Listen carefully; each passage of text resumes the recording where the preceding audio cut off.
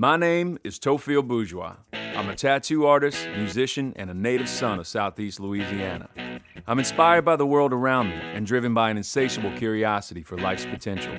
In 2019, after losing my father suddenly, I was thrust into the helm of a Louisiana fishing empire and faced with a question: how do I pick up the pieces after tragedy and right the ship of my father's creation, all while forging ahead with my own passions and pursuits?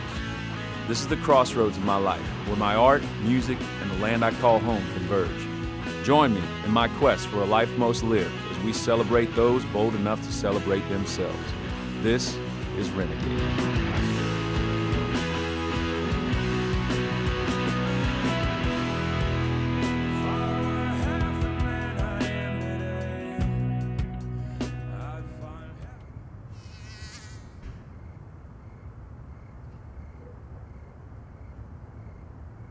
Today I'm headed out by seaplane from my lodge in Bayou, Louisiana with my old friends Dennis Bro and pilot Pat Scott.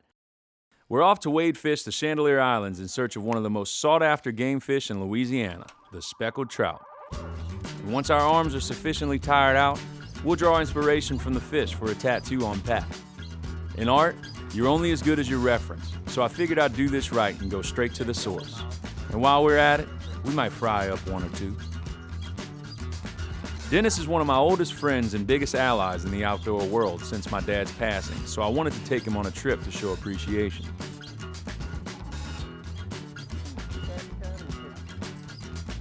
The emergency exits are that door right there. You pull that handle up towards you to open it, and all of these windows can be knocked out with your elbow very easily. Hopefully we don't have to use any of that information, but I gotta tell it to you. Life jackets. Look, life jackets in the back of the seats. You already did it. Push that handle down. Don't push that handle up. It'll be bad. Oh, sorry, yeah. Peanuts? Yeah, no peanuts.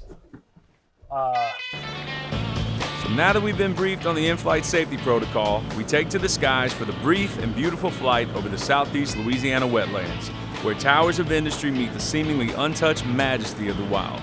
And while we wait, let's go visit my buddy Lyle over at Southern Seaplane. When I first started flying, they had a lot more than this. I started fishing out there like in 73 and 74.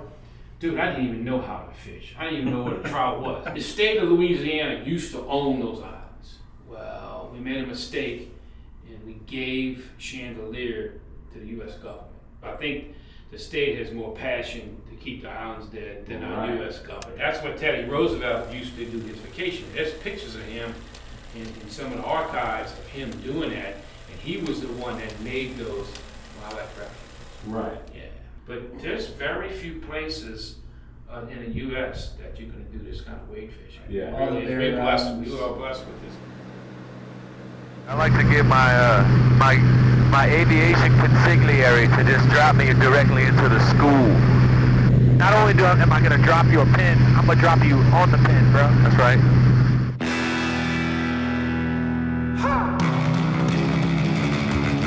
Now, after a quick mooring of the plane to make sure we got a ride out of here when we get back, we gear up, dip the plums, and talk a bit of strategy. A strategy which is pretty simple. We walk the beach, we find the fish. And it doesn't take long before Dennis finds himself a nice one. Might be a jack. About almost 20 years ago, TJ and I met at an all ages metal concert. I think it was Crowbar or Soylent Green playing. We'd go to these shows and just met Dennis in the pit. He was this little wild ass dude. It was him and this big boy who I learned to be, his name's Eric Fruchnick, but we call him Fruity. And bro, they would just be like ripping shit up, doing like, they had moves. So we had a good little time squaring off, testing each other, but then I'm outside after the band played, and we hanging out in the parking lot, and I set my beer on the bumper of this truck. Who put that drink on my truck? And I was pretty proud of my truck. Then he come waddling down, bro. TJ walks over, and he's like, hey man, I'm sorry, it's my drink. He picked the drink up, and he said, how you doing, buddy? Theophile Bourgeois. Theophile? Like your dad's a fisherman, Theophile? I said, yeah. And dude, literally from that day, him and I are just inseparable. About 4 years ago, I met with his dad at ICAST and get him to become one of our ambassadors for Bubba. And he did it. And then shortly after was the plane crash. And TJ and I got together, and a couple weeks after it happened, and had lunch, and I kind of wanted to find out what his plan was as far as the lodge goes, or if he was selling it. I didn't know what was going to happen. And he said, no, man, I'm taking over. You know, I'm gonna carry that torch. So since then, we, you know, kind of like we got the band back together per se. So it's been a fun ride. Oh, you bastard.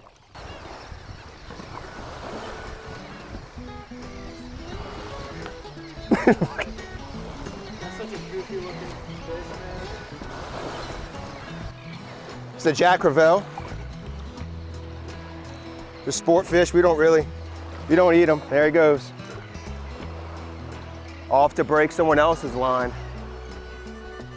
So our strategy of walking around and finding fish is working out for us. We ain't wiping them out by any means, but we got a steady stream of action, which is way more than I need to be satisfied. I'm just happy to be out here, far away from the honeydew list, and I ain't mad at that.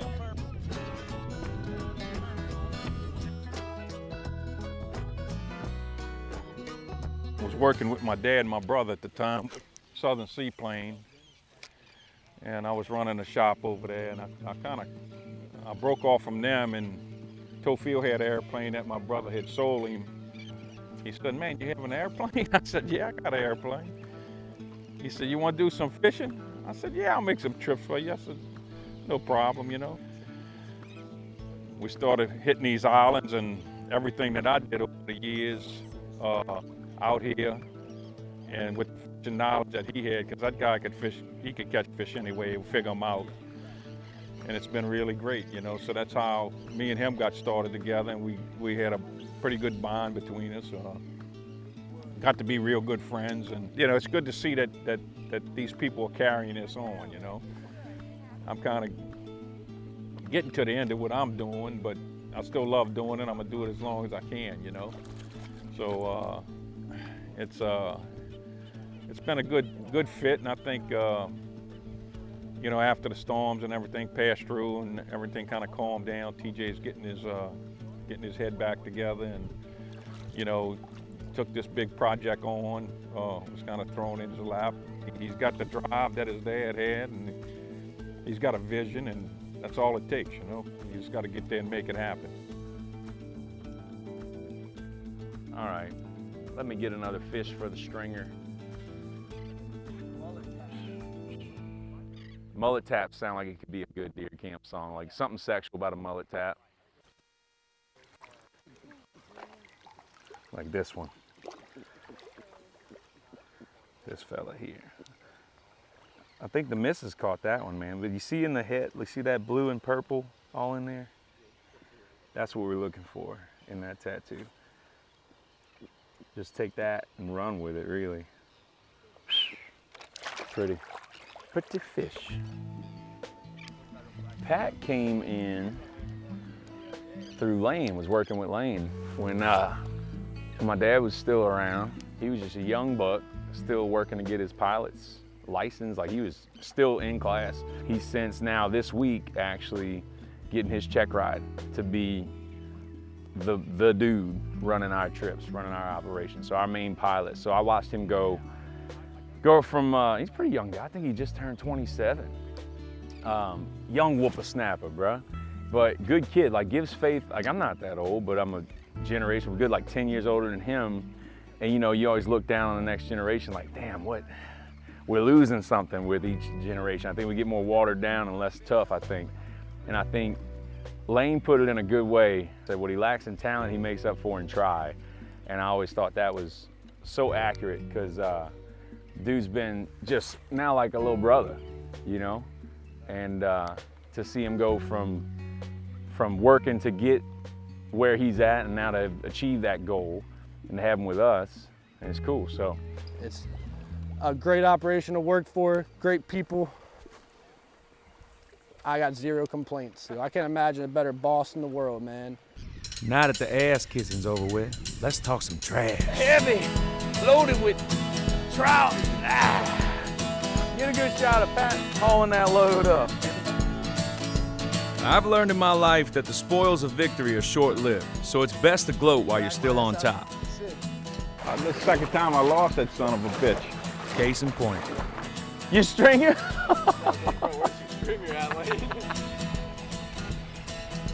Oh, God.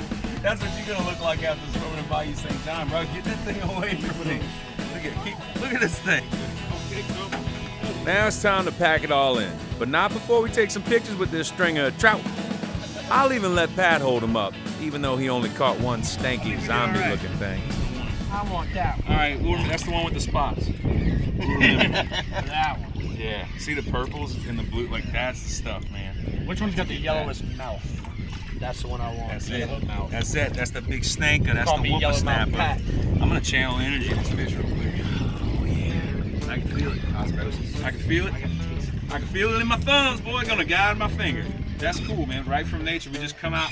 You know, I don't tattoo often, but when I do, I like to load up in the Seaplane and go fish, catch it, and study from nature, you know? It's the only way to do it. Only way, no big deal. This is the most expensive tattoo process. How can we? I could have Googled it. They got pictures. They got pictures of trout online. But that's for the jabronis out there, dude. We coming to the source from the well. We getting it done. Huh? Let me go cook y'all some of these. Draw them up. Now the flight home is always a time of cathartic reflection. Hot, sweaty, salty, and sticky, but it's a humbling experience to have a bird's eye view of our delicate ecosystem in the place I call home. Buttery, baby, buttery, baby, boy. Damn, son, that's exactly how I was doing it. We just slid it. Yeah, I'd have done the same way. Slid it in there, boy. You put the Barry White on that ass, baby. Oh, dude. What we got to do here? Uncle Lane just come scoop this up real quick. Damn, bro. Look at that. Hey, you want us to get out real quick? I don't think he does, Is bro. it skip? I don't think this is the diciest part of the whole trip.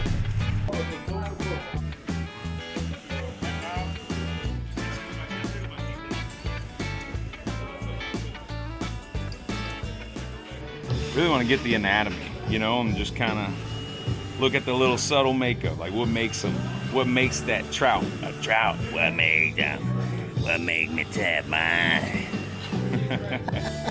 Let's eat a little quick. We can give him a little goggle eye like that for Pat's Tat. This episode is called Pat's Tat. We're gonna find that old zombie fish riddled with stuff. And we're gonna make his. I think I should give his tattoo a bunch of sores. Huh? Well, they say the kitchen is the heart of the home. And here at the CAJUN VISTA Lodge at Bourgeois Fishing Charters, it couldn't be more true. And this place was built and rebuilt by my family, and together we've created something special. A place to share our cuisine, culture, and memories with friends new and old. It's a place that brings people together. It's a place I'm proud of. Now let's go tattoo.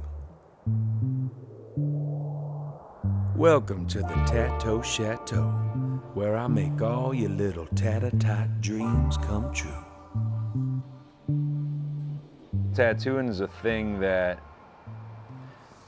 I do as a reminder of what I've dedicated so much of my life to, like not just a way to make money and make a living. And the nice thing was that I'd gotten myself to a point where it was really, I was able to use a bit of discretion in the projects I took on. You know, I've always said that I'd rather do a shitty tattoo on a cool person than a cool tattoo on a shitty person. And that's like, I'll take that to my grave, because you got to sit here for hours with somebody. You know, it's funny, man, you don't realize all the subtle, bizarre anatomy. These things are like snakes with fins. They're crazy looking. And this one's all gnarled up, like he had a rough day out there on the stringer with that yellow mouth. And like, look at this freaking thing. Like, what? If you ain't never seen that before, you'd be like, what kind of crazy monster of the sea is that? If a speckled trout got to be 8 foot long, it'd be terrifying. All right, so these waves, now you can kind of see I'm refining things. So I like the finger waves, you call them, but it's this Japanese stylized tattoo way of drawing crashing water. Horiyoshi, this OG Japanese tattooer.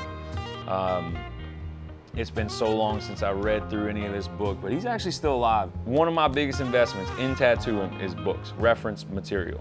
Because you ain't gonna find all this on Google. I probably shouldn't even shown him all this. Boy, I got to edit that out. I've dedicated nearly 20 years of my life to tattooing, and the allure of such a bold form of self-expression cannot be overstated.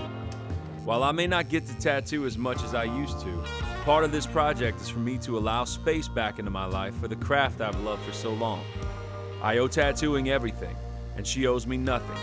But this is my hopeful contribution to have a significant positive impact on the worlds of tattooing and the outdoors. With tattoos and art in general, you're exaggerating the things that are naturally there. So what I really wanted to capture in this was the iridescence. And you know, when you look at trout, like I was talking to a buddy of mine yesterday telling him about this. He's like, man, what are you gonna do, just gray? And it's like, no, I don't think that wouldn't serve the finished piece. You know, like you really wanna exaggerate the things that are already in the fish. Like you don't even notice how iridescent they are until you really get close and you see the pores, and there's gold and purple and blue. Yeah, and I was even gonna put gold in there in the skin, but I'm gonna do the gold in the mouth.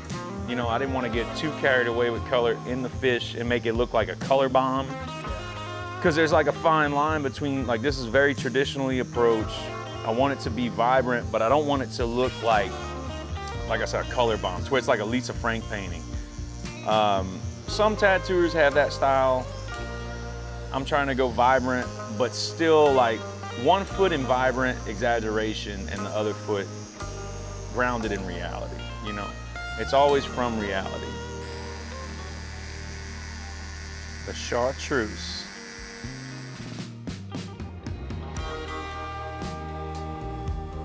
So as I sit and reflect on the past few days, I'm filled with gratitude as I'm reminded of the wonderful experiences I've been so fortunate enough to share with friends. Setting out into the wild to harvest fish to both provide a meal shared amongst friends and to draw inspiration for my art. I can't help but feel the immense gravity of this full circle moment in joining my world and my father's.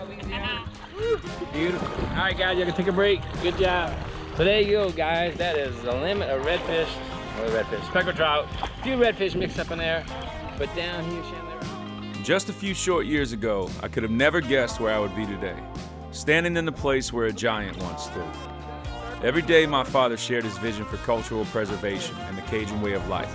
While he and I both walked this earth, we walked separate paths. But as fate would have it, his absence would bring our paths together. When I'm out here at the islands, I feel him with me, guiding my hands to carry on a Louisiana legacy. Hey, this is Captain Theophile Bourgeois saying, enjoy the outdoors, take a young person fishing. If you enjoy it, they'll enjoy it also. Be patient with them because not everybody wants to fish 8-10 hours like me. Sometimes you bring a kid out, you want just fishing for a short period of time. But like I said, for the bait, I give you the tip of the month for this down here. It'll be a bone badonkadonk.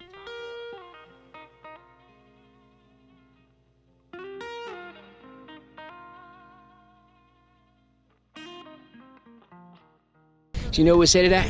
We say, get you some of that, boy, down the Bayou, Southeast Louisiana.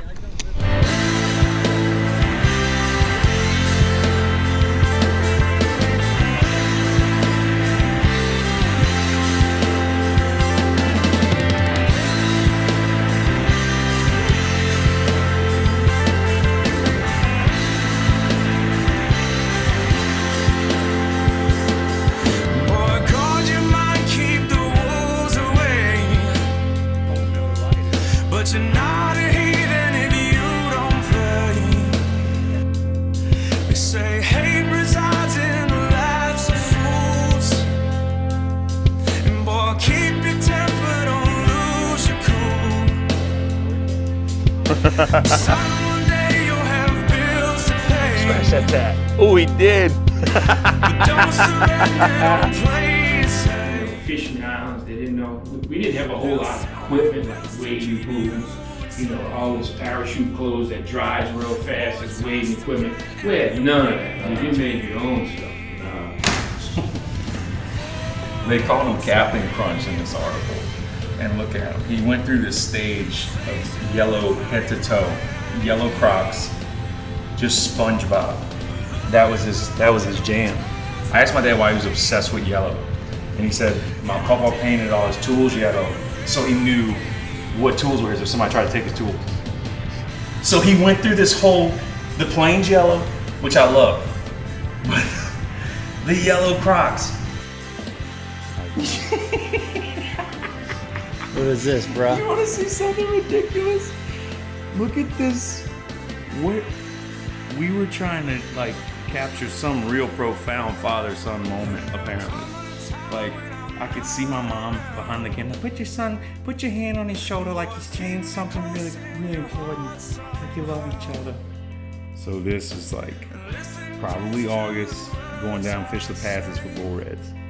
Me and my cousin Nathaniel.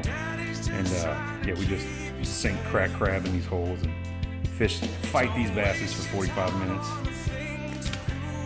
That's gonna tow for a little. Toast first kill.